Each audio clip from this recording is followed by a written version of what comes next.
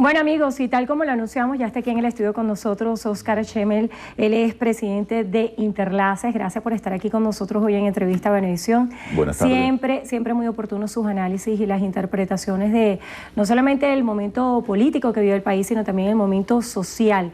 Hay varias lecturas que hacer acerca de las declaraciones que usted ha ofrecido recientemente y de los últimos tracking o los estudios de opinión que ha realizado, sobre todo interpretando que usted le ha dicho al presidente Maduro de que uno de sus grandes retos es revertir la incertidumbre. ¿Cómo se puede revertir la incertidumbre en momentos como los que vivimos? Mira, hay un clima de descontento, fundamentalmente por los problemas económicos, el desabastecimiento y la inflación, que de alguna manera ha debilitado una de las promesas fundamentales de la revolución, que no solamente era la inclusión, sino el bienestar material, el bienestar económico. Hay un clima de descontento que tiene que ver fundamentalmente con los problemas económicos, pero lo que crea mayor descontento, mayor molestia, mayor angustia es la falta de decisiones, es la incertidumbre con relación al bienestar futuro, al bienestar económico futuro. Ahí es donde los venezolanos, la mayoría de los venezolanos están reclamando respuestas. Los venezolanos no están buscando un culpable, están hoy buscando un héroe, un líder que tome decisiones, que señale el rumbo, que restablezca la esperanza. Los venezolanos hoy están buscando un padre que los guíe hacia un nuevo porvenir. Y hoy el único líder reconocido, visible, es el presidente Nicolás Maduro. No hay otro referente. Cuando hablo de liderazgo, en el caso de Nicolás Maduro, hablo de que es la única referencia. Todas sus decisiones, todo lo que haga o deje de hacer, tiene un impacto inmediato, dramático, definitivo sobre el comportamiento de la opinión pública venezolana. En el marco de esas variables que usted señala de incertidumbre, cuando vemos la asociación psicológica a esta palabra incertidumbre, siempre se asocia al miedo, a lo desconocido. A la angustia. Y también cuando habla de la necesidad de respuestas, hay un factor determinante, el tiempo.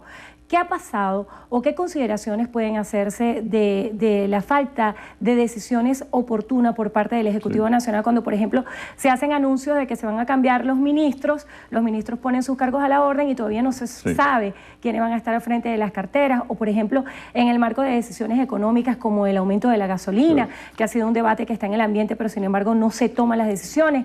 ¿En qué medida puede afectar el tiempo en estas tomas de decisiones?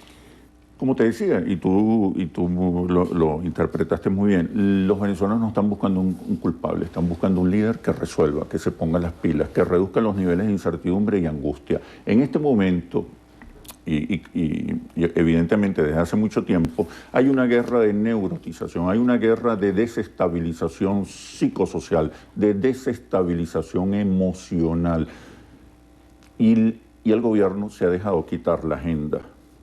La campaña en que se traduce, en que esto está peor que nunca, en que mañana va a ser peor, en que se agotaron las reservas, en que el país está quebrado, cuando es todo lo contrario. Sigue Venezuela recibiendo unos ingresos por una factura petrolera estable y muy alta, de más de 75.000 millones de bolívares. Se están pagando los compromisos, se está poniendo orden en la asignación de divisas.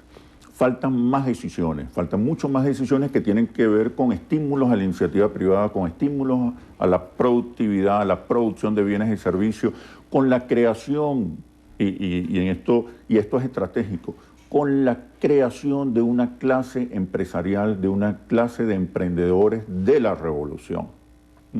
Hablando de los estudios anteriores a los cuales pudiéramos hacer referencia, usted señalaba que había clínicas de masas operando en Venezuela, sobre todo en la época de las coyunturas y los conflictos de calle, pero se pudiera pensar hoy que son clínicas de masa o es una realidad que golpea a la gente, porque hemos visto que hay una resemántica, ya no se habla de escasez, sino que ya de alguna forma se está asumiendo que es desabastecimiento. Entonces, ¿qué es lo que está pasando para que los venezolanos tengan este nivel de descontento generalizado que se pudiera traducir como desesperanza?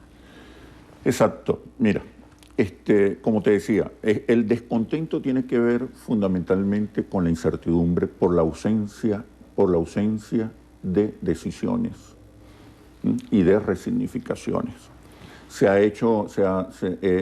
Detrás detrás de la exacerbación, de la acentuación del clima de malestar, hay un laboratorio de guerra sucia, hay un laboratorio de guerra psicológica que nos está presentando un país al borde de la quiebra, al borde del colapso. Tienen años diciendo que queda una semana, tienen años diciendo que falta solo un mes, y el gobierno se ha dejado arrebatar la agenda. Incluso dicen que el modelo colapsó, y hoy el modelo social de inclusión tiene un amplio respaldo popular. De hecho, la base social chavista se mantiene más o menos estable alrededor de 40%. El gobierno tiene que dar respuestas para disminuir los niveles de angustia e incertidumbre, apropiándose de la agenda, resignificando la realidad, dando explicaciones, anunciando un nuevo porvenir, restableciendo la fe y la esperanza, porque el peligro, y por eso en estos días hablé de que se acababa el tiempo, que se agotaba el tiempo, es porque vienen elecciones, y esta revolución se legitima, se reproduce, se reimpulsa a través de procesos electorales. Y si este descontento y esta incertidumbre continúa por la falta de decisiones y de una comunicación que resignifique la realidad a favor de la revolución, la incertidumbre se convierte en desconfianza. Y cuando ocurre la desconfianza, ocurren las rupturas definitivas. De cara a ese proceso electoral de lo que representan las parlamentarias para el 2015, voy a extraer parte de lo que usted ha dicho en las últimas declaraciones. Dice que el único líder visible y reconocido actualmente es el presidente Maduro. Pese a ello, el mandatario nacional en los últimos meses ha perdido 18 puntos en la valoración positiva de su gestión, lo que representa un 39%. Sí. En este sentido, esas proyecciones, aunque es un poco extemporáneo, claro. ¿Podría el gobierno volver a ganar unas elecciones en este país? Claro. Mire, el chavismo hoy representa al 40% del país. Es una base social de apoyo estable, histórica. El gobierno nacional puede recuperar, rescatar aquellos sectores que lo han respaldado en otros eventos electorales y que constituyen hoy una parte importante de los niní. Los niní están buscando respuestas, sobre todo en el ámbito económico. Su comportamiento electoral, por lo menos la mitad de lo que hemos llamado niní, su comportamiento electoral tiene que ver con el desempeño y la visión económica del gobierno nacional. Si hay respuestas, si hay soluciones, si se asocia esto con una resignificación favorable de la realidad, el chavismo volvería a ser una fuerza electoral importante, a diferencia de la oposición, porque el chavismo es no solamente una fuerza electoral, es una fuerza social, cultural, simbólica. Tiene un modelo que presentar, un modelo de inclusión que es respaldado por la mayoría de los venezolanos, mientras la oposición todavía no se ha convertido en una alternativa. Es una fuerza electoral porque recoge el voto castigo, pero no se ha convertido en alternativa, no se ha convertido en una fuerza social y simbólica que le anuncie a los venezolanos un nuevo porvenir, que entusiasme, movilice, persuada a los venezolanos de que ellos son la mejor alternativa. Y una fuerza alternativa en este momento no puede declararse antichavista, porque repolarizaría al país.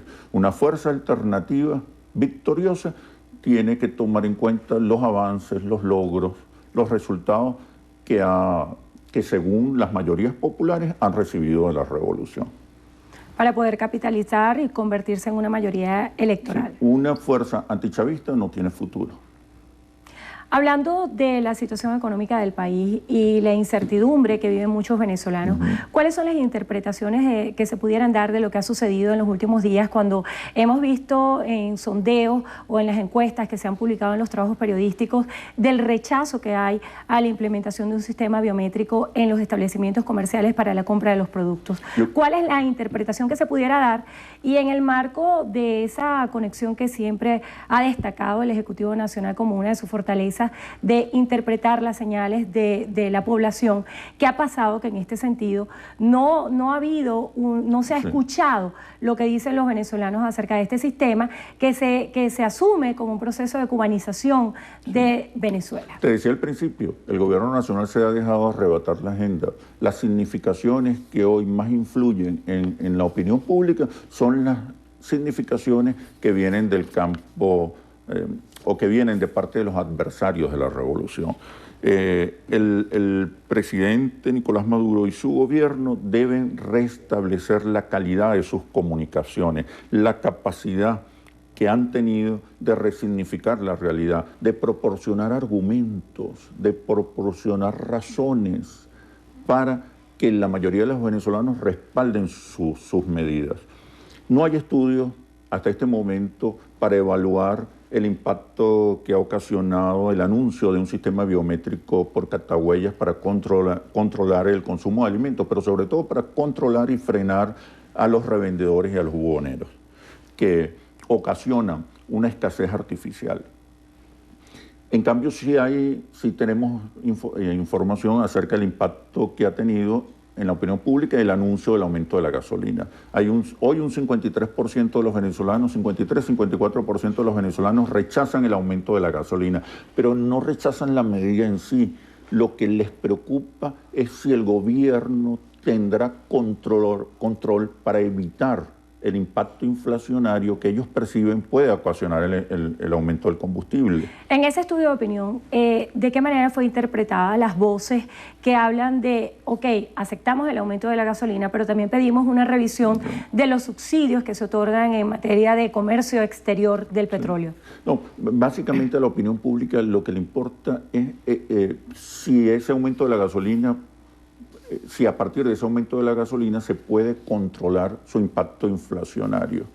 También le preocupa el destino de esos recursos ocasionados por el aumento de la gasolina. La gente incluso, en los estudios que hemos hecho, la gente incluso prefiere que esos recursos sean invertidos en infraestructura, en escuelas, en empleo, que, como lo preguntamos, que sean distribuidos entre todos los venezolanos. Aquí hay una sociedad, sobre todo en los sectores populares, muy madura políticamente, que es capaz de entender las medidas, pero tienes que explicarlas, tienes que recuperar la agenda y restablecer la calidad de la comunicación, argumentos, interpretaciones, símbolos, relatos que están ausentes en el discurso oficial. La comunicación en el gobierno nacional se ve todavía dispersa, desorientada, desvinculada de las reales expectativas y necesidades de la gente. Hay un reto fundamental desde el punto de vista comunicacional y simbólico, que es restablecer la fe y la esperanza, la estabilidad emocional y frenar la campaña de transneurotización que se está implementando desde hace tiempo, se está implementando en Venezuela para elevar los niveles de angustia y provocar una ruptura neurótica, una ruptura violenta de la estabilidad del país. Cuando usted hace la aseveración de que al gobierno se le acabó el tiempo y también habla de la necesidad de soluciones y respuestas, si nos tocara jerarquizar, ¿qué es, a juicio de Interlace, según sus estudios de opinión, las prioridades? ¿Cuáles son las prioridades que tienen los venezolanos y qué respuestas inmediatas estamos esperando los venezolanos según ese estudio? 8 de cada 10 venezolanos le preocupa hoy más la economía que la política. Además, es a partir de la economía donde el gobierno nacional puede crear amplios consensos, porque es hoy la economía lo que está uniendo a los venezolanos. En un marco de polarización y repolarización entre dos visiones, el gobierno nacional no puede perder de vista que lo que hoy está unificando a los venezolanos son fundamentalmente la inflación y el desabastecimiento en un clima de incertidumbre con relación al futuro económico, con relación al bienestar futuro del país. Ahí están las claves fundamentales. Tienes que restablecer la esperanza, tienes que restablecer la fe, porque vienen unas elecciones y del descontento y la desesperanza se pasa a la desconfianza. Y cuando ocurre desconfianza, se producen las rupturas. Hay poco tiempo porque hay elecciones el año próximo. Y restablecer la esperanza y la fe es un proceso lento y complejo.